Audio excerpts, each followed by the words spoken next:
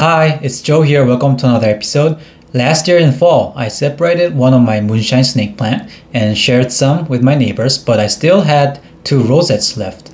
I tried to sell them on the online marketplace platform, but didn't have enough time before my international travel in December.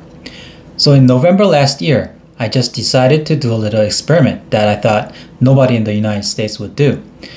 I was wondering what would happen if I grew my snake plant in the crawl space during the winter for several months.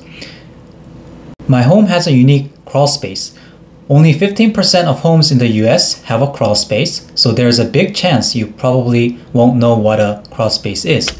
Crawl space is a space between the ground and the first floor where it is usually not finished, which means it is not a living space.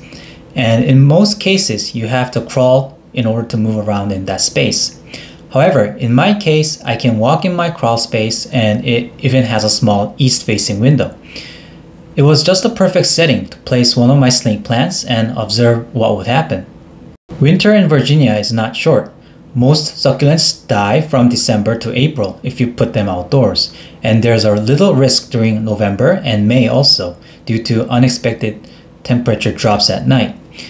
So you would probably be asking yourself, why even attempt this experiment? One interesting fact is that very few crawl spaces ever drop much below 50 degrees Fahrenheit during winter. So I was curious whether my snake plant can withstand a low temperature environment for long periods of time. I watered the plant every 3 weeks, about 300 to 400 milliliters of water each time, and after 6 months of growing in the crawl space, it became May. And it felt like it was time to get it out and check how it was doing and grow it outdoors if it is still alive.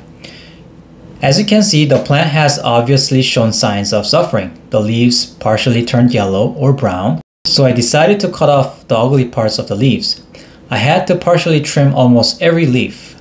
While cutting, I checked the leaves and it looked like it was still alive. And after some plant care, I watered it right away. And it's June now. This is how the plant looks today. The color of the leaves looks healthy and it is doing really well. Now you know that snake plants can even survive in the crawl space. Very interesting.